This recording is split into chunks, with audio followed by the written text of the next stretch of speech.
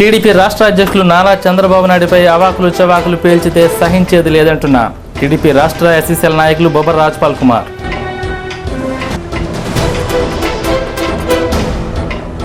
మంత్రి శంకర్రావు బర్తరఫ్పై ఎంఆర్పీఎస్ ఆధ్వర్యంలో జంగారెడ్డిగూడెం బైపాస్ వద్ద రాస్తారోకో.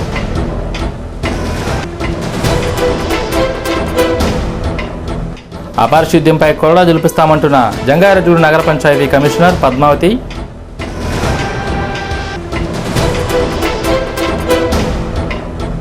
కోయిలగూడ మండలం ఎర్రంపేట గ్రామంలోని ఏడువారిపాలెం ఎస్సీ కాలనీలో 20 సంవత్సరాలుగా అభివృద్ధి శూన్యం, ఇందిరమ్మ ఇళ్ల నిర్మాణాలకు ఎంజాయ్మెంట్లు మంజూరు చేయాలంటూ వినతి. టీడీపీ రాష్ట్ర అధ్యక్షులు నారా చంద్రబాబు నాయుడుపై అవాకులు చవాకులు పేలితే సహించేది లేదని ఎస్సీసీఎల్ రాష్ట్ర కౌన్సిల్ సభ్యులు బొబ్బర్ రాజ్పాల్ కుమార్ ఎమ్మెల్సీ జూపిడి ప్రభాకర్ వ్యాఖ్యలపై మండిపడ్డారు. 9 ఏళ్ల టీడీపీ పరిపాలనలో రాష్ట్రం ఎంతో ప్రగతి సాధించిందన్న విషయం మర్చిపోవద్దన్నారు. ప్రజల తరపున నిష్పక్షపాతమైన పోరాటం చేస్తున్న చంద్రబాబుపై విమర్శలు చేసే హక్కు జూపూరి ప్రభాకర్కు లేదన్నారు. స్కీముల పేరుతో స్కాములు చేసే నాయకులు విశ్వసనీయత గురించి మాట్లాడడం శోచనీయమని అభిప్రాయం వ్యక్తం చేశారు. టీడీపీ కార్యాలయంలో ఆయన సిటీ న్యూస్తో మాట్లాడారు. నిన్న జంగారెడ్డిగూడెం మండలంలో కాంగ్రెస్ పార్టీ తరపున ఎమ్మెల్సీగా ఎన్నికై జగన్ ఇచ్చినటువంటి ప్యాకేజీకి కక్కుర్తుపడి పార్టీ ఫిరాయించినటువంటి జూపుడు ప్రభాకర్రావు తెలుగుదేశం పార్టీ అధ్యక్షుడు చంద్రబాబు నాయుడు గురించి పేలినటువంటి అవాకులు చవాకులను తీవ్రంగా ఖండిస్తూ ఉన్నాం. వారు మాట్లాడుతూ చంద్రబాబు నాయుడు గురించి విశ్వసనీయత లేదని పద్దాగా మాట్లాడటం జరుగుతూ ఉంది. లేదా ప్రజలు నమ్మట్లేదని రాష్ట్ర ప్రజలు వచ్చి వీళ్ళకి ఏమైనా చెప్పారా చంద్రబాబు నాయుడు గురించి, విశ్వసనీయత గురించి, రాజశేఖర రెడ్డి గారి గురించి కానీ వాళ్ళ అబ్బాయి గురించి కానీ ఈ రాష్ట్ర సహజ సంపద సమాజ సంపద 1,00,000 కోట్ల బడ్జెట్ను తీవ్రంగా దోచుకొని వారు ఈరోజు ఏ విధంగా అవినీతి కార్యక్రమాలు పాల్పడుతున్నారో ఈ రాష్ట్ర ప్రజలందరికీ తెలుసు. విశ్వసనీయత గురించి మీరు డబ్బాలు కొట్టుకుంటమే కానీ రేపొద్దున బై ఎలక్షన్ వచ్చినప్పుడు మీ బండారం ఏంటో బయటపడుతూ ఉంది.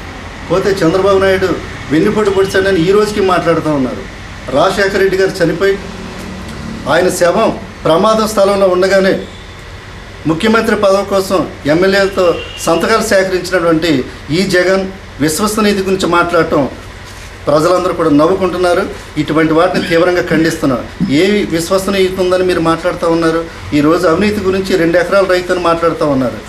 ఈరోజు మీరు 6 సంవత్సరాల పరిపాలనలో జలయుద్ధం నుంచి ప్రారంభించారు. సెజలు అన్నారు, మేఘమదనం అన్నారు, గనులు అన్నారు, కొండలు అన్నారు, గుట్లు అన్నారు. మొత్తం అది ఈ రాష్ట్రంలో ఉన్నటువంటి పంచభూతాలను కూడా వదలకుండా దాదాపు ప్రజలకు సంబంధించిన లేదా రాష్ట్ర సామాన్య ప్రజలకు సంబంధించినటువంటి 1,00,000 కోట్ల బడ్జెట్ను బాబు కొడుకులు కలిపి అక్రమంగా ఆక్రమించిన మీరు ఆ విశ్వసనీయత గురించి మాట్లాడేది. మీ గురించి ఎన్ని డబ్బాలైనా పెట్టుకోండి, కానీ చంద్రబాబు నాయుడు గురించి మాట్లాడితే మటుకు ఊరికినేది లేదని జూపుడు ప్రభాకర్రావుని తీవ్రంగా హెచ్చరించడం జరుగుతూ ఉంది. పోతే పరిపాలన గురించి మాట్లాడుతూ ఉన్నారు. లేదా గాలి జనార్దన్ గురించి తెలియదు అంటున్నారు. నిజంగా గాలి జనార్దన్ రెడ్డి ఎవరు ఈ జగన్ తెలియదా? ఈరోజు అతను ఓఎంసీ గనుల నుంచి 81 కోట్లు ఈ జగతి పబ్లికేషన్స్ ద్వారా సాక్షి పబ్లిక్లో వచ్చినట్టు సిబిఐ ఎంక్వైరీ ఈరోజు స్పష్టంగా చెప్తా ఉన్నది. జగన్ ఎవరో గాలి జనార్దన్ రెడ్డి తెలియకోకుండా నీ డబ్బు వచ్చిందా? ఈరోజు ఏ మొఖం పెట్టుకుని మీరు విశ్వసనీయ గురించి మాట్లాడుతున్నారు? మీరు పద్దపద్దాక చంద్రబాబు నాయుడు గురించి విశ్వసనీయ గురించి మాట్లాడుతున్నారు. మీ బ్రతికేంట రేపొద్దున బై ఎలక్షన్లో జరుగుతుంది. ఇంకొకసారి చంద్రబాబు నాయుడు గురించి మాట్లాడితే సహించలేదని మాట్లాడుతున్నాం. ఈరోజు జంగారెడ్డిగూడెం నగర పంచాయతీ నందు వార్డుల వారీగా చింతలపూడి ఎమ్మెల్యే మద్దాల రాజేష్ కుమార్ పాదయాత్ర చేయనున్నట్లు ఎమ్మెల్యే క్యాంపు కార్యాలయ ఇన్ఛార్జ్ భోగరాజు శ్రీహరి తెలియజేశారు.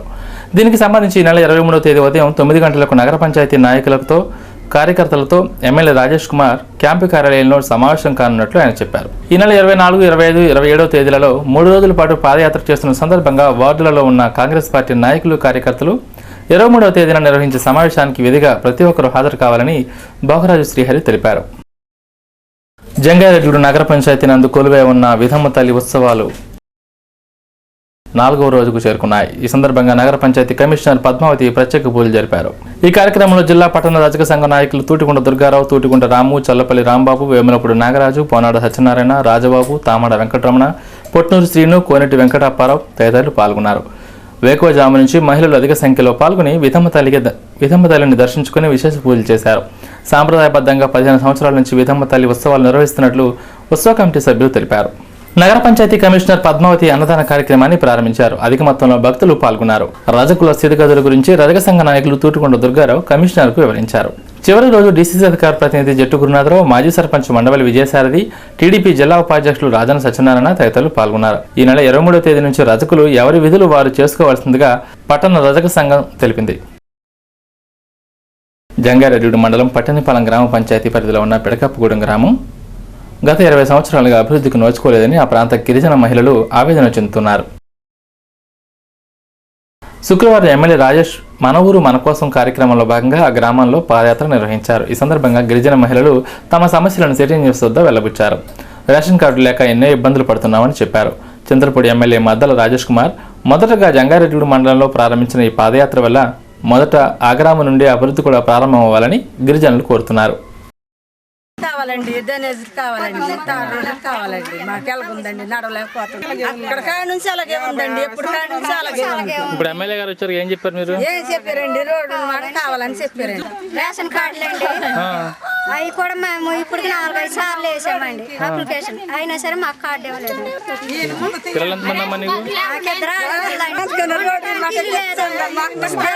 రోడ్డు కావాలి. జంగారెడ్డి పట్టణంలోని ఎంబీ సోషల్ క్లబ్ నందు చైతన్య కళావేదిక ఆధ్వర్యంలో వివిధ పురాణ నాటికలు వేశారు. కలియుగ హరిశ్చంద్ర కీర్తిశేషులు చేమకుర్తి నాగేశ్వరరావు, అభినవ హరిశ్చంద్ర కీర్తిశేషులు బండారు రవికుమార్ల 6వ వర్ధంతి సభను ఇక్కడ నిర్వహించారు. అదేవిధంగా అభినవ చంద్రమతి కీర్తిశేషులు మాతంగి విజయరాజు, సాంఘిక సేవా కార్యకర్త కళాపోషకులు కీర్తిశేషులు గంటా ప్రభాకర్ పట్నాయక్ ప్రథమ వర్ధంతి సభను ఏర్పాటు చేశారు. స్వర్గీయులకు శ్రద్ధాంజలి ఘటించారు. చైతన్య కళావేదిక సభాధ్యక్షులు నునా కృష్ణయ్య అధ్యక్షతన జరిగిన ఈ కార్యక్రమానికి ఎమ్మెల్సీ జూపుడి ప్రభాకర్ రావు, డీసీసీ అధికార ప్రతినిధి జట్టు గురునాథరావు ముఖ్య అతిథులుగా పాల్గొని మాట్లాడారు. ఈ కార్యక్రమంలో చైతన్య కళావేదిక వ్యవస్థాపకులు జొన్నకూడి వెంకటేశ్వరరావు తదితర కళాభిమానులు పాల్గొన్నారు. ఈ సందర్భంగా వివిధ నాటికలను ప్రదర్శించారు.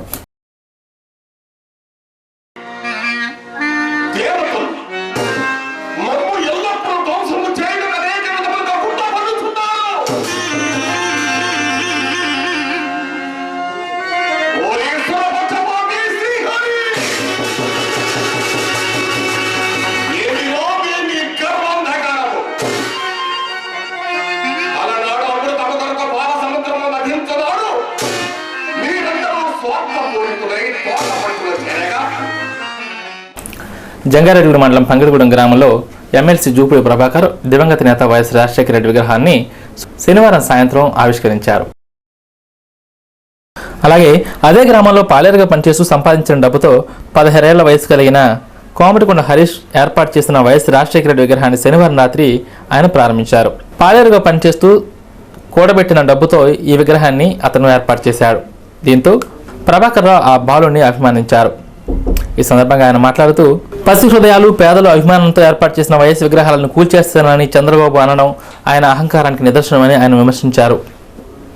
వైఎస్ రాజశేఖర రెడ్డి హఠాన్ మరణం తట్టుకోలేక రాష్ట్ర వ్యాప్తంగా 600 మంది ప్రజలు మృత్యువాత పడ్డారన్నారు. వైఎస్ రాజశేఖర రెడ్డి ప్రజలకు ఇచ్చిన మాట నిలబెట్టుకున్నారని, ఎన్నో పథకాలు అమలు చేశారని, అటువంటి మాట తప్పని మడమ తిప్పని మహానేత ప్రతిరూపమైన జగన్మోహన్ రెడ్డి రాష్ట్ర ముఖ్యమంత్రి కావాలని ప్రజలు కోరుకుంటున్నారని ఆయన అన్నారు. ఈ కార్యక్రమంలో ఎమ్మెల్యే తెల్లం బాలరాజు, వైఎస్ఆర్ కాంగ్రెస్ పార్టీ నాయకులు ముప్పిడి శ్రీనివాసరావు, కనమతిరెడ్డి శ్రీనివాసరెడ్డి, పార్టీ ఎస్ఎస్ఎల్ విభాగం కన్వీనర్ ముప్పిడి విజయరావు, నవుడు వెంకటరమణ, బండి అబ్బులు, విద్యార్థి విభాగం జిల్లా కన్వీనర్ కరాటం కృష్ణస్వరూప్, తాటికొండ మురళి, సయ్యద్ బాజీ, దాట అన్నపూర్ణాదేవి, దాకే శ్రీదేవి, కారుమంచి రమేష్, గూడపాటి రాధాకృష్ణ, చనమల శ్రీనివాస్, పాస రామకృష్ణ, వరప్రసాద్, ముదునూరి నాగరాజు, కొయ్య రాజారెడ్డి, కె లీలాధర్ రెడ్డి, గొట్టుముక్కల భాస్కర్ రాజు, ముప్పిడి సంపత్ తదితరులు పాల్గొన్నారు. అలాగే ఆ గ్రామంలో సుమారు 50 మంది వైఎస్ఆర్ కాంగ్రెస్ పార్టీలో చేరారు. రాష్ట్రం అంతా ఆయన్ని తిడుతూ ఉన్నారు, కానీ హరీష్ మాత్రం చేసి చూపించాడు.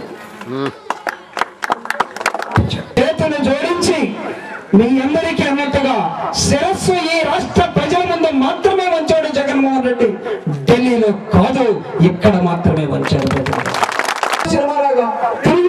మరి ఈ ప్రాంతంలో అనేక మంది రైతులు, అనేక మంది అగ్రవర్ణాల వారు, అనేక మంది భూస్వాములు రాజశేఖర రెడ్డి గారి వల్ల అనేక లబ్ధి పొందినటువంటి నాయకులు ఉన్నారు ఈ ప్రాంతంలో.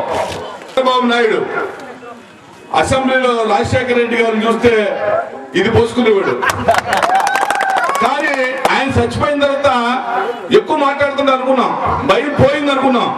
కానీ నిన్న మొన్న చూస్తే చంద్రబాబు నాయుడికి రాజశేఖర రెడ్డి విగ్రహాలు చూసినప్పుడు కూడా ఇది పోసుకుంటాడని అర్థమవుతాం.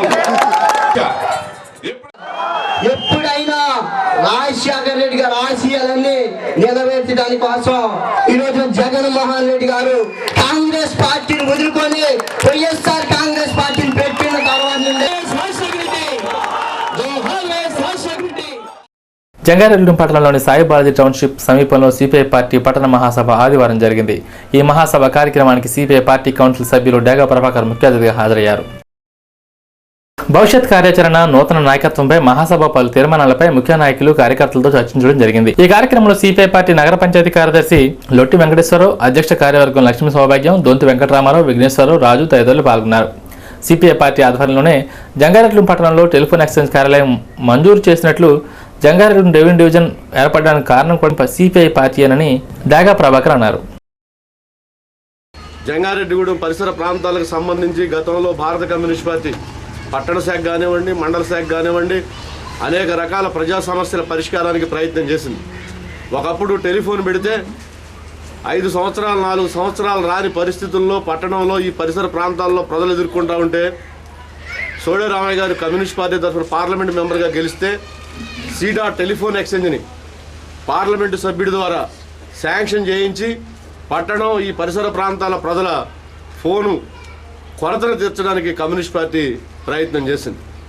అట్లాగే కొంగువారిగూడెం ప్రాజెక్టుకి సంబంధించి కాలువలు లేకుండా 12 సంవత్సరాల ప్రాజెక్ట్ అట్లాగే పూర్తయి ఉంటే చొక్క నీరు సాగునీటికి ఉపయోగపడలేని పరిస్థితుల్లో ఉంటే భారత కమ్యూనిస్ట్ పార్టీ ఈ ప్రాంత కమిటీ పోరాడి దానికి సంబంధించి జీవో ఆనాడు ఎన్టీ రామారావు గారు ఇస్తే ఎవరి పొలం మీద నుంచి కాలువ వెళ్తుంటే వాళ్లే కాలువ తవ్వి రైతు అప్పగించాలని చెప్పేసి ఒక జీవో ఇచ్చారు. అది అడ్డంకిగా ఉన్న కారణంగానే ప్రాజెక్టు పూర్తయి 12 సంవత్సరాలు అయినా కానీ సాగునీరుకి చొక్క నీరు కూడా కొంగువారిగూడెం ప్రాజెక్టు నుంచి పోని పరిస్థితుంది. ఆ జీవోని ఎత్తించడానికి ఈ ప్రాంత కమ్యూనిస్ట్ పార్టీ రైతాంగాన్ని సమీకరించి పోరాడి దానికి టెండర్లు పిలిపించడం, ప్రత్యేకంగా ఈ ప్రాంతంలో భూములన్నీ సస్యశ్యామలం కావడానికి కొంగువారిగూడెం ప్రాజెక్టు నీరు పోవడానికి కమ్యూనిస్ట్ పార్టీ కారణం అని చెప్పి ప్రత్యేకంగా మనవి చేస్తా ఉన్నాం. అట్లాగే జంగారెడ్డిగూడెం రెవెన్యూ డివిజన్ కావాలని మొట్టమొదట ఆనాడు రెవెన్యూ శాఖ మంత్రిగా గుంటూరు జిల్లా ఆయన ఉండేవాడు. ఆయన జంగారెడ్డిగూడెం పర్యటనకు వస్తే కలెక్టర్ అజయ్ కల్లాం గారు ఇది ఏజెన్సీకి ముఖద్వారంగా ఉందని దీన్ని జిల్లాలో 4వ రెవెన్యూ డివిజన్గా చేయాలని చెప్పేసి కమ్యూనిస్ట్ పార్టీ తరఫునే మొట్టమొదటి మెమరాండం ఇచ్చాం. ధూళిపాళ వీరయ్య చౌదరి ఆయన రెవెన్యూ మినిస్టర్. ఆయన వెంటనే మేముండగానే కలెక్టర్ తోటి మాట్లాడి ఇది రెవెన్యూ డివిజన్ చేయడానికి అవకాశం ఉందంటే ఉందని చెప్పారు. తర్వాత పట్టణానికి సంబంధించిన పెద్దలు చాలామంది మా తర్వాతే వినతి పత్రాలు ఇచ్చారు. ఆ రూపంగా ఇది రెవెన్యూ డివిజన్ ఏర్పాటు చేయడంలో కూడా కమ్యూనిస్ట్ పార్టీ కృషి పోరాటం ఉందని చెప్పేసి ప్రత్యేకంగా మనవి చేస్తా ఉన్నాం. ఇట్లా చెప్పుకుంటూ పోతే జంగారెడ్డిగూడెం పట్టణంలో ఈ పరిసర ప్రాంతాల్లో ప్రజా సమస్యల పరిష్కారానికి పోరాడి సాధించిన చరిత్ర ఈ ప్రాంత కమ్యూనిస్ట్ పార్టీకి ఉంది. భవిష్యత్తులో ఈ ప్రాంత ప్రజల సమస్యల పరిష్కారానికి ఈ మహాసభలో పోరాట రూపాలను రూపొందిస్తుందని చెప్పేసి మనవి చేస్తూ జంగారెడ్డి పట్టణంలో అపారిశుద్ధ్యం నివారణపై జంగర పంచాయతీ కమిషనర్ నడుం బిగించారు. వేకువజామునే పట్టణంలో పలు చోట్ల పర్యటించారు. సంత మార్కెట్ దగ్గర డ్రైనేజ్ పూడికలు తీయించాలని పారిశుద్ధ్య మేస్త్రికి సూచనలు ఇచ్చారు. రహదారులపైన గానీ డ్రైనేజీలలో గానీ చెత్త చెదారం ఉంటే సహించేది లేదని హెచ్చరించారు. పట్టణాన్ని పరిశుభ్రంగా తీర్చిదిద్దాలని కోరారు. చికెన్, మటన్ వ్యాపారాలను పరిశీలించారు. మాంసంపై ఈగలు, దోమలు వాలకుండా వ్యాపారులు తగు చర్యలు తీసుకోవాలన్నారు. వ్యాపారులు అమ్మే మాంసంపై పంచాయతీ స్టాంపు ఉండాలని ఆదేశించారు. మాంసం ఇష్టానుసారంగా అమ్మితే శిక్షార్హులవుతారని, అపరాధ రుసుము చెల్లించాల్సి వస్తుందని వ్యాపారస్తులకు సూచనలు ఇచ్చారు. మాంసాన్ని గాలిలో వదిలేయకుండా బాక్సులను వినియోగించాలన్నారు. ఈగలు, దోమలు వాలే మాంసాలను ప్రజలు కొనుగోలు చేయవద్దని హితవు పలికారు. పరిశుభ్రత పాటించని మాంస దుకాణదారులను ఉపేక్షించేది లేదన్నారు. వ్యర్థ పదార్థాలను ప్రత్యేకంగా చెత్త కుండీలలో వేసి జాగ్రత్త పాటించాలన్నారు. దుర్వాసనలు వెదజల్లకుండా ఫినాయిల్, బ్లీచింగ్ చల్లించాలని ఆదేశించారు. వారపు సంత, అసోరపేట రోడ్లలో మాంసం అమ్మే దుకాణాల వద్దకు నేరుగా వెళ్లి పరిశుభ్రత పాటించిన దుకాణదారులకు అవగాహన కల్పించారు. అదేవిధంగా సంత మార్కెట్ ఎదురుగా ఉన్న అపార్ట్మెంట్లోంచి వ్యర్థ నీరు రహదారిపైకి రావడంతో మండిపడ్డారు. వెనువెంటనే మరమ్మతులు చేయించాలని అపార్ట్మెంట్ నందు నివసిస్తున్న నివాసితులను కోరారు. యజమానులు లేదని, కుంటి సాగులు చెప్పరాదని హెచ్చరించారు. కూరగాయలు, పచారీ దుకాణదారులు సైతం ఇష్టానుసారంగా డ్రైనేజీలలో చెత్తా చెదరాలను, వ్యర్థ పదార్థాలను వేస్తే భారీ స్థాయిలో అపరాధ రుసుము చెల్లించేలా చూడాలని మేస్త్రిని ఆదేశించారు. ఖాళీ మైదానంలో వ్యర్థాలను వేయకుండా చూసుకోవాల్సిన బాధ్యత ఆ ప్రాంత నివాసితులదేనన్నారు. వారం రోజులలో ఖాళీ మైదానంలో వ్యర్థాలను తొలగించడానికి కృషి చేస్తున్నట్లు సిటీ న్యూస్కు తెలిపారు. రంగారెడ్డిగూడెంలో గత 15 రోజులు బట్టి నేను పట్టణంలో విజిట్ చేస్తుంటే అన్ని వార్డుల్లో ముఖ్యంగా ఏమవుతుందంటే మా శానిటేషన్ వర్కర్స్ ఉదయాన్నే వెళ్ళి శానిటేషన్ చేసి వస్తుంటే అట్లా వాళ్ళు ఒక స్ట్రీట్ దాటేలోపు మళ్ళీ తీసుకొచ్చి ఉదయాన్నే మళ్ళీ రోడ్ల మీద పోసేస్తున్నారు. అందుకు అలాంటిది కాకుండా పట్టణ ప్రజలందరూ వాళ్ళకి సంబంధించిన వేస్టేజ్ అంతా కూడా సాయంత్రం పూట తీసుకొచ్చి పోసేస్తే ఉదయాన్నే వాళ్ళు శానిటేషన్ తీసుకెళ్తారు. దానివల్ల ఏంటంటే మరునాడు ఉదయం వరకు కూడా చెత్త అనేది రోడ్ల మీద కనిపించదు. మేము శానిటేషన్ చేసి వెంటనే వెళ్ళిన వెంటనే తీసుకొచ్చి డస్ట్బిన్లో తీసుకొచ్చి రోడ్డు మీద పోసేస్తాం. నేను 15 రోజులు బట్టి అదే గమనిస్తున్నాను. అదొకటి ముఖ్యంగా అన్ని డ్రైన్లు కూడా పూడికి అయిపోయి ఉన్నాయి. ఆ డ్రైన్లన్నింటినీ కూడా తీపిస్తున్నాము. తీపిచ్చిన తర్వాత వాళ్ళ ఇంట్లో ఉన్నదంతా కూడా క్యారీ బ్యాగుల్లో కట్టేసేసి తీసుకొచ్చి డ్రైన్లో వేసేస్తున్నారు. రోడ్డు వాళ్ళ వాకిలి ముందు తుడుచుకున్న శానిటేషన్ సంబంధించిన డస్ట్ మామూలుగా చెత్త కూడా తీసుకొచ్చి డ్రైన్లో నెట్టేస్తున్నారు. దానివల్ల కాలువలన్నీ పుడికి అయిపోతున్నాయి. మేము శానిటేషన్ చేసినా ఉపయోగం ఉండలేదు. ఈ డ్రైన్లు పుడికి తీయించినా కానీ మళ్ళీ డ్రైన్లో పడిపోతుంది. దానివల్ల మేము చెప్పేది ఏమిటంటే పబ్లిక్కి ఈ శానిటేషన్ సంబంధించి మేము కూడా ప్రత్యేకించి చర్యలు తీసుకుంటున్నాము. వాళ్ళు కూడా చెత్త అనేది రోడ్డు మీద పోయకుండా డస్ట్బిన్స్ మెయింటైన్ చేసుకొని కాలువలు డ్రైన్స్లో చెత్త కూడా వాళ్ళ ఇంట్లో వేస్టేజ్ అంతా తీసుకొని డ్రైన్లో వేయకుండా కొంచెం వాళ్ళు కూడా ఎలా ఉంటే శానిటేషన్ చేసేదానికి మేము కూడా వాళ్ళతో పబ్లిక్ టౌన్ నీట్గా ఉండేదానికి చేస్తాం. అట్లనే ఈ షాపుల వాళ్ళు కూడా మేము కృషి చేసిన తర్వాత తీసుకొచ్చి ఉదయాన్నే వాళ్ళ షాప్ ఓపెన్ చేయగలక పోస్తున్నారు. దాంట్లో వాళ్ళ రోడ్డు మీద పోస్తున్నారు. అట్లా పోయకుండా డస్ట్బిన్ మెయింటైన్ చేసుకుని సాయంత్రం కూడా వెళ్ళేప్పుడు పోసేస్తే ఉదయాన్నే మా వాళ్ళు తుడిచేప్పుడు అదంతా తీసుకెళ్ళిపోతారు. మర్నాడు ఉదయం వరకు కూడా నీట్గా ఉంటుంది. శానిటేషన్ విషయంలో మేము నీట్గా చేస్తామండి. వాళ్ళు కూడా సహకరించాలని కోరుతాం. మేము శానిటేషన్ సంబంధించి ఉదయాన్నే చికెన్ స్టాల్స్, మటన్ స్టాల్స్ అన్నీ తిరిగామండి. ఎంత అది చూస్తే పబ్లిక్ కూడా తినలేరు. అంత నీచమైన పరిస్థితుల్లో ఉన్నాయి. ఈగలు, దోమలు అసలు వాళ్ళు ఏ విధంగా కూడా వాటిని కోస్తున్నారో మంచివో కాదో తెలియట్లేదు. అందుకోసం మా స్టాఫ్ రేపటి నుంచి వాటిని సీల్ వేసి కొయ్యాలని చెప్పని వాళ్ళకి ఇన్స్ట్రక్షన్స్ ఇచ్చాము. అదేవిధంగా వాళ్ళందరూ కూడా చికెన్ స్టాల్స్, మటన్ స్టాల్స్ వాళ్ళు కూడా గ్లాసెస్తో సంబంధించిన బాక్స్ మెయింటైన్ చేసుకొని ఈగలు మోసకుండా చర్యలు తీసుకోవాలని చెప్పని అన్ని మటన్ స్టాల్స్కి, చికెన్ స్టాల్స్కి తెలియపరచాలండి. కాబట్టి వాళ్ళు కూడా రేపటి నుంచి ఆ చర్యలు తీసుకునే దానికి సహకరిస్తారని కోరు. ఇప్పుడు కాసేపు ప్రకటనలు.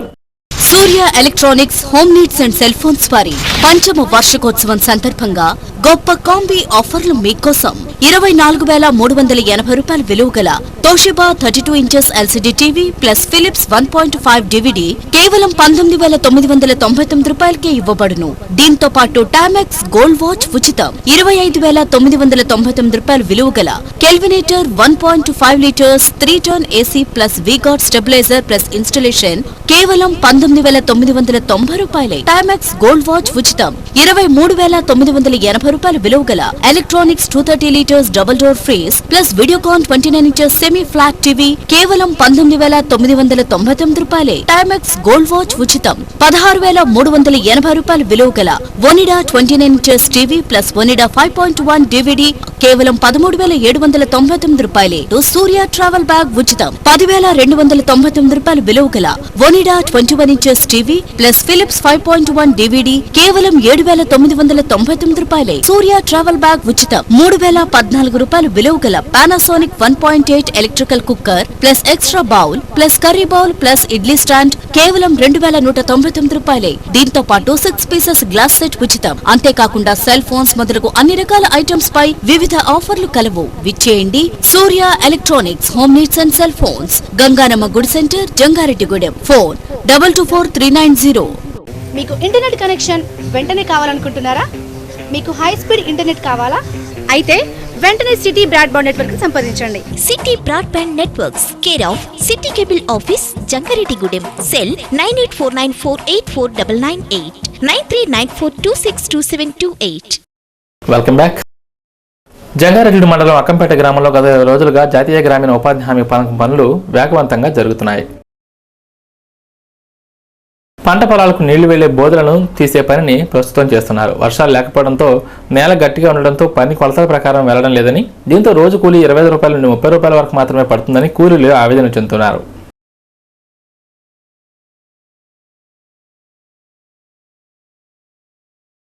వంకర పనికి 2 రోజులు చేసామండి. ఎంత 25 30 30. మంత్రి శంకర్రావుపై వేటును నిరసిస్తూ ఎంఆర్పీఎస్ ఆధ్వర్యంలో జంగారెడ్డి పట్టణంలోని ఎన్టీఆర్ నగర్ బైపాస్ వద్ద రాస్తారోకో నిర్వహించారు. ఎంఆర్పీఎస్ రాష్ట్ర నాయకులు వెస్సంపల్లి సిద్ధు, బొడ్డపాటి జయరాజు నేతృత్వంలో రాస్తారోకో జరిగింది. దళిత మంత్రి అయిన శంకర్రావుపై వేటు వేయడం దళిత జాతికి అవమానమని ఆవేదన వ్యక్తం చేశారు. ప్రజల మనిషిగా శంకర్రావు ఎన్నో హేతోదకమైన కార్యక్రమాలు చేసినట్లు చెప్పారు. ఈ సందర్భంగా సిద్ధు సిటీ న్యూస్తో మాట్లాడారు.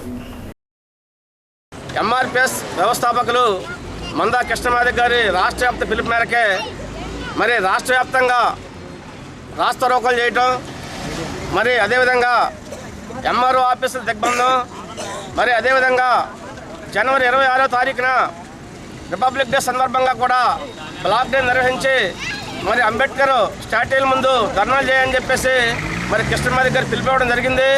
ఆ పిలుపులో భాగంగా మరి ఈ రోజున మేము జంగారెడ్డిగూడెం హైవేను దిగ్బంధించి రాస్తారోకో చేస్తున్నాం. మరి శంకర్రావుని మంత్రివర్గంలో తీసుకోవాలని, దళితులపై దాడులు అరికట్టాలని చెప్పేసి మాదిగ రిజర్వేషన్ పోరాట సమితి ఎంఆర్పీఎస్ తరఫున మేము డిమాండ్ చేస్తూ ఉన్నాం.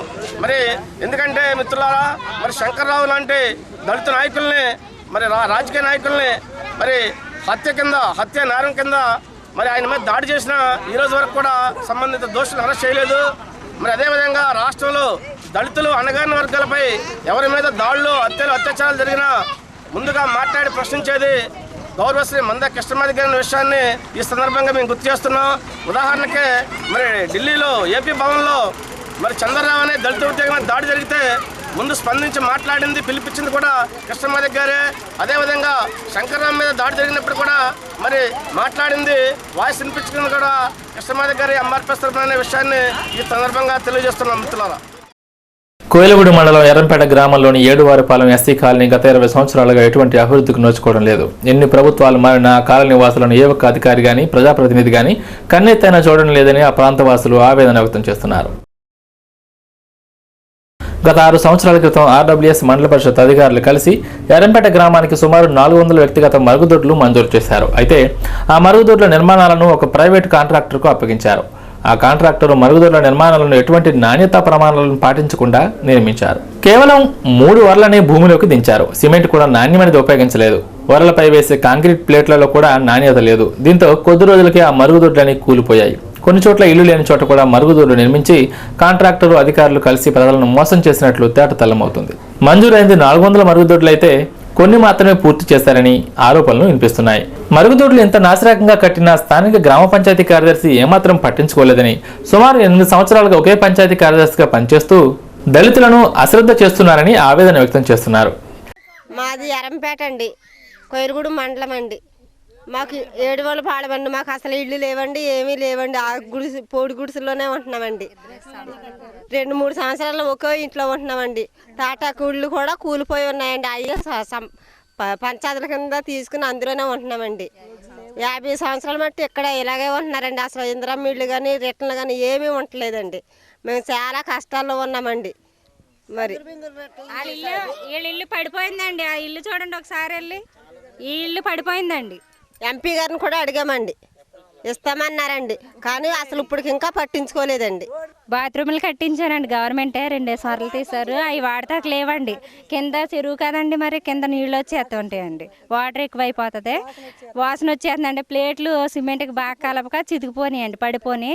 ఆ ప్లేట్లుగా చితికిపోవటం వలన వాసన వచ్చేస్తున్నాయండి. డ్రైనేజీలు గట్టా వాసన వచ్చేస్తుంది. కాంట్రాక్ట్గా గవర్నమెంటే కట్టారండి. డ్రైనేజీలు ప్లేట్లు చితికిపోయి వాసన వచ్చేస్తున్నాయండి.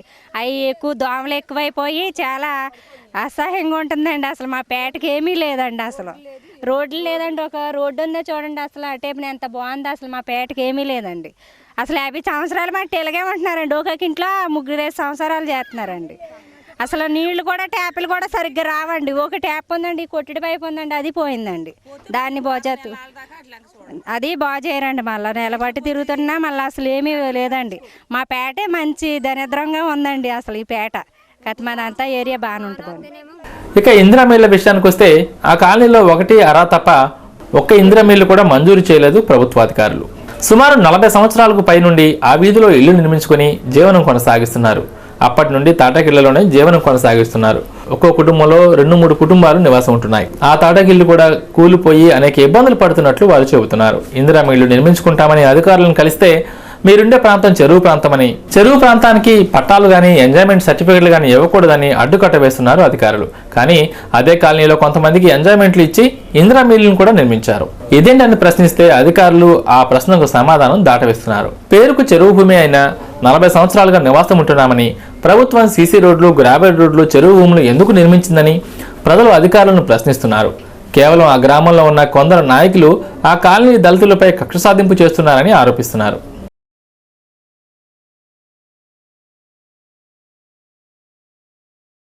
మా ఇళ్ళకి పట్టాలు లేవండి, మురుగుపేట అయిపోయింది, స్థలాలు కూడా లేవండి, ఉంటాకి ఇల్లు లేవండి. మరి ఒక ఇంట్లోనే 4 సంవత్సరాలు ఉంటున్నారండి. మరి దిక్కుమాలతానంగా ఉంటున్నామండి. ప్రతి వాళ్ళం కూడా మురుగుపేట అయిపోయిందండి. చూడండి, పోనీ మమ్మల్ని ఎవరు పట్టించుకుంటా లేదు, మా ఇంకెవరు చూస్తలేదండి. ఏదో ఎలక్షన్ వచ్చినప్పుడే మా పేట వస్తున్నారు, మాకు ఆ బోళ్ళు ఈ బోళ్ళు బొలుతున్నారు, వెళ్ళిపోతున్నారు, అంతేనండి. ఇప్పుడు ఇంతవరకు కూడా మమ్మల్ని అజాలెత్తి చేసేవారు లేరండి. పోనీ మీరైనా సరే వచ్చి, పై అధికారులైనా సరే వచ్చి మా పేట చూసుకోవాలండి. కొట్టుడు పైపులు కూడా లేవు, నీళ్ళ పైపులు కూడా లేవండి తాగుతాకి. మరి కుండీల్లో నీళ్లు తెచ్చుకుని అలాగే తాగుతున్నామండి. మరి మేము నీళ్లు కూడా లేవండి, మాకు ఏ సప్లా చేస్తలేదండి. మరి మా పేట అంటే మాకు పట్టించుకోవట్లేదండి. 7 ఏళ్ల పాడు మా పేటను పట్టించుకుంటా లేదండి. ఈ విషయాన్ని జిల్లా కలెక్టర్ దృష్టికి తీసుకువెళ్లినట్లు వారు చెప్పారు. ఎప్పటికైనా అధికారులు, ప్రజాప్రతినిధులు స్పందించి తమ కాలనీలో నూతనంగా వ్యక్తిగత మరుగుదొడ్లు నిర్మించాలని, అలాగే ఎంజాయ్మెంట్లు సర్టిఫికెట్లు ఇచ్చి ఇందిరమ్మ ఇళ్లు నిర్మించుకోవడానికి అవకాశం కల్పించాలని కోరుతున్నారు. మాది ఎర్రంపేట అండి, కొయిలగూడెం మండలం, పశ్చిమ గోదావరి జిల్లా. మీ పేరు? నా పేరు అడప రాంబాబు అండి. ఇక్కడ ఇది ఎస్ఐ పేట అండి. ఎప్పుడో 40-50 సంవత్సరాల నుండి పాపం వీళ్ళకి పట్టాలు లేక, మరుగుదొడ్లు లేక, మంచినీళ్ళు లేక, డెవలప్మెంట్ లేక వెళ్ళి బాధపడుతున్నారండి. మీరు అధికార పార్టీ, మీరు కాంగ్రెస్, మీరు అంటున్నారండి మమ్మల్ని. మేము ఎమ్మెల్యే గారి దృష్టికి తీసుకెళ్ళామండి, ఎంపీ గారి దృష్టికి కూడా మేము తీసుకెళ్ళామండి. మేము చేసే ప్రయత్నాలు మేము చేస్తాను అన్నామండి. ఇప్పుడు మీకేం కావాలి ఇక్కడ? మీ సమస్యలు ఏంటి అసలు ప్రధానంగా? మా సమీక్షలు ఇక్కడ ఈ ఎస్ఐపేటలో 4-5 ఒకే ఇంట్లో 4-5 కాపురాలు ఉంటున్నారండి. 40-50 సంవత్సరాలు బట్టి వీళ్ళకి ఎమర్జెంట్లుగా ఎంజాయ్మెంట్ పట్టాలు ఇచ్చి వీళ్ళకి లోన్లు ఇవ్వాల్సిందిగా మేము కోరుతున్నామండి. పట్టాలు అడిగితే ఏమన్నారు? పట్టాలు అడుగుతుంటే ఇది చెరువాయి కట్ట అంటున్నారండి. 20-30 సంవత్సరాల నుండి అడిగినా చెరువాయి కట్ట అని అంటున్నారండి. కొంతమందికి ఇచ్చారండి, కొంతమందికి ఇచ్చారంటే ఇది వరకే వాళ్ళు ఇచ్చారు, ఇప్పుడు మేము తప్పు చేయమంటున్నారండి.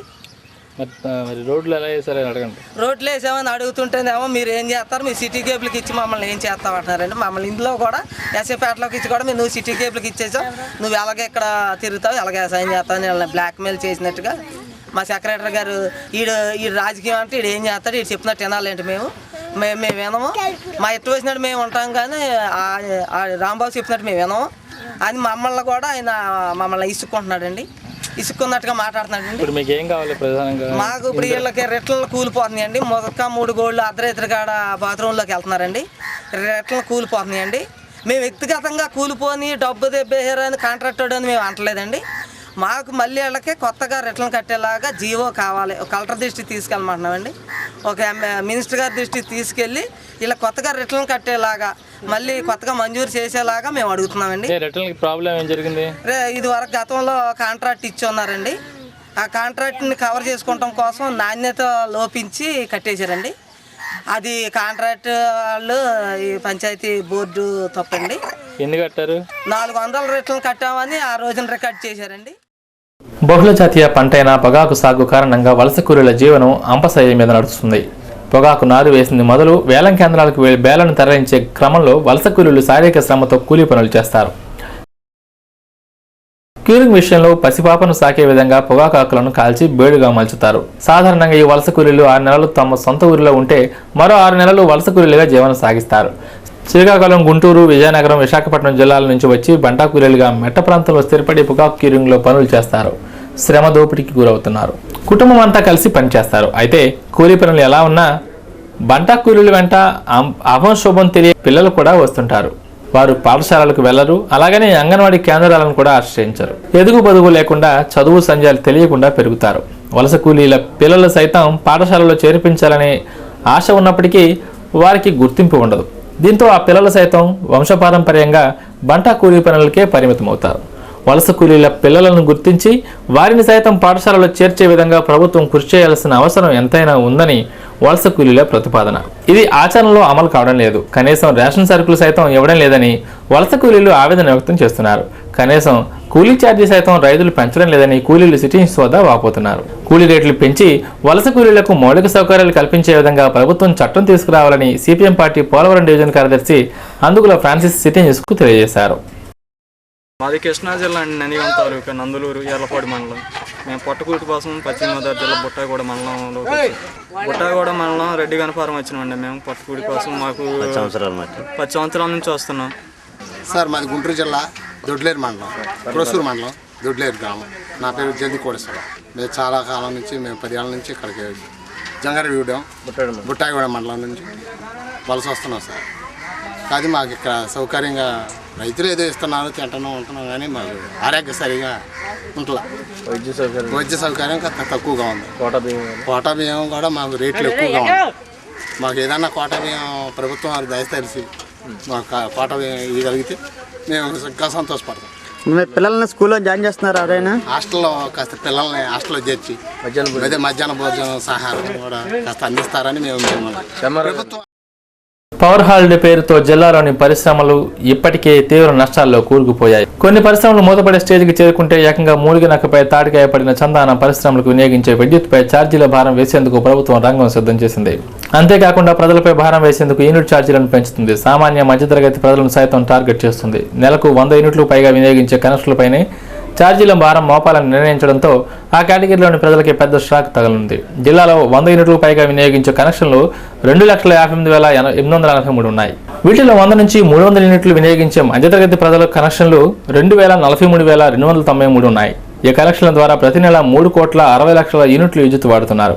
ఒక్క యూనిట్కు గరిష్టంగా 75 పైసలు పెంచాలని ప్రభుత్వం ప్రతిపాదించింది. దీంతో ఈ వర్గ వినియోగదారులపై నెలకు 2.5 కోట్ల చొప్పున ఏడాదికి దాదాపు 30 కోట్ల రూపాయల భారం పడనుంది. జిల్లాలో ఉన్న దాదాపు 10,000 పరిశ్రమలు నెలకు 29.5 లక్షల యూనిట్ల విద్యుత్తును వినియోగిస్తున్నారు. ఈ విద్యుత్ ఛార్జీలను యూనిట్కు 70 పైసల వరకు పెంచనుండడంతో నెలకు 22 లక్షల రూపాయల చొప్పున ఏడాదికి 2,65,00,000 భారం పరిశ్రమలకు పడనుంది. దివంగత ముఖ్యమంత్రి వైఎస్ రాజశేఖర రెడ్డి హయాంలో వీధి దీపాల విద్యుత్ ఛార్జీలను ప్రభుత్వం చెల్లించే విధంగా చర్యలు తీసుకున్నారు. నేడు ఇది అమలు కావడం లేదు. ఆ నిర్ణయానికి తిరోధకాలు ఇచ్చిన ప్రభుత్వం ఇటీవలే కరెంటు బిల్లుల బాధ్యత పంచాయతీలదేనంటూ ఉత్తర్వులు జారీ చేయడంతో పంచాయతీలపై కోట్ల రూపాయలు బకాయిలు పడ్డాయి. ప్రస్తుతం ఉన్న పంచాయతీ విద్యుత్ బిల్లుల్ని చెల్లించేందుకు నానా తంటాలు పడుతుంటే అది చాలదన్నట్లుగా వీధి దీపాలకు వినియోగించే విద్యుత్ ఛార్జీలు సైతం పెరగనున్నాయి. ఒక జంగారెడ్డి నగర పంచాయతీ కోట్ల రూపాయలు విద్యుత్ శాఖకు చెల్లించాల్సి ఉంది. పరిపాలన వ్యవస్థలో పన్నుల రూపంలో ఈ భారం ప్రజలపైనే పడుతుందనడంలో అతిశయోక్తి లేదు.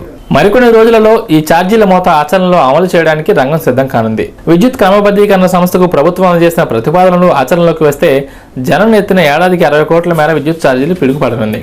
ఏప్రిల్ మే నెలలో విద్యుత్ సంస్థ ఛార్జీల మోతకు గ్రీన్ సిగ్నల్ ఇవ్వనుంది. ఛార్జీల మోత కారణంగా విద్యుత్ వినియోగదారులకు తిప్పలు తప్పని పరిస్థితి. అయితే గత 2 రోజుల క్రితం హైకోర్టు మాత్రం ఈ భారం ప్రజలపైన వేయవద్దని తీర్పునిచ్చింది. కానీ విద్యుత్ సంస్థ ఈ విషయంపై సుప్రీంకోర్టుకు వెళ్లనుంది. టీడీపీ రాష్ట్ర అధ్యక్షులు నారా చంద్రబాబు నాయుడు చేస్తున్న రైతు పోరుబాటను ప్రతి ఒక్కరూ విజయవంతం చేయాలని చింతలపూడి నియోజకవర్గ టీడీపీ కన్వీనర్ కరా రాజారావు పిలుపునిచ్చారు. ఈ నెల 24వ తేదీన జిల్లాలోని నర్సాపురం నియోజకవర్గంలో రైతు పోరుబాట కార్యక్రమంలో పాల్గొనడానికి వస్తున్న చంద్రబాబు నాయుడుకు ఘన స్వాగతం పలకాలన్నారు. జంగారెడ్డి పట్టణంలోని మండల పార్టీ అధ్యక్షులు అడ్లు సురేష్ అధ్యక్షతన జరిగిన సమావేశానికి కరా రాజారావు ఆదివారం ముఖ్య అతిథిగా పాల్గొన్నారు. ఈ సమావేశంలో పట్టణ టీడీపీ పార్టీ అధ్యక్షులు చిట్టిబోయిన రామలింగేశ్వరరావు, మండల కార్యదర్శి పెసరగంటి జయరాజు, టీఎన్టీయూసీ కార్యదర్శి జుజ్జూరి శ్రీనివాసరెడ్డి, తెలుగు యువత మండల నాయకులు బూరుపల్లి సూరిబాబు, మద్దిపాటి నాగేశ్వరరావు, షేక్ ముస్తఫా, మాజీ మండల పరిషత్ ఉపాధ్యక్షులు నంబూరి రామచంద్రరాజు తదితరులు పాల్గొన్నారు. 24వ తేదీ ఉదయం జంగారెడ్డిగూడెంలోని బైపాస్ రోడ్లో ఉన్న ఎన్టీఆర్ విగ్రహం వద్ద నుంచి ఏలూరులోని జంగారెడ్డిగూడెం బైపాస్ రోడ్డు వరకు ర్యాలీగా వెళ్లనున్నట్లు తెలియజేశారు. ఏలూరు బైపాస్ వద్ద చంద్రబాబు నాయుడుకు ఘనస్వాగతం పలకడానికి టీడీపీ శ్రేణులు, అభిమానులు భారీగా తరలి రావాలని రాజారావు కోరారు. ఆయన రాష్ట్రం అంతా కూడా ఇప్పటికే 19 జిల్లాల్లో తిరిగారు. అదేవిధంగా తెలంగాణలో కూడా తిరగటం జరిగింది. తెలంగాణలో ఆయన జరిపినటువంటి పోరుబాటలో మరి తెలంగాణ ప్రజలు అశేషంగా ఆయన సభలకు హాజరై ఆయన పోరుబాటలో పాల్గొన్నారు. అది చూసి మరి టీఆర్ఎస్ యొక్క గుండెలు జారిపోయి మరి ఈయన యొక్క యాత్ర మీద మరి కోడిగుడ్లో విసరటం జరిగింది. ప్రజాస్వామ్యంలో దీన్ని తీవ్రంగా ప్రజాస్వామ్యవాదులంతా కూడా ఖండించవలసిన అవసరం ఉంది. మరి ప్రజాస్వామ్యంలో ఏ పార్టీ చెందినప్పుడు కూడా ప్రజలు ఉన్నా లేకపోయినప్పుడు కూడా తిరిగి తను నమ్మిన సిద్ధాంతాన్ని చెప్పుకునేటటువంటి అవసరం ఉంది, అలాగే అవకాశం ఉంది. మరి జగన్ కూడా అదేవిధంగా ఆయన రైతు యాత్ర లేకపోతే మరి ఫీజు యాత్ర అని చెప్పి తిరుగుతుంటే తెలంగాణలో స్పందన లేని విషయాన్ని ప్రజలంతా కూడా చూసి నవ్వుకుంటూ జగన్ రోజు రోజుకు మరి తన యొక్క రాజకీయ స్థితిని దిగజార్చుకుంటున్నాడు అనే విషయాన్ని కూడా ప్రజలు గమనిస్తున్నారు.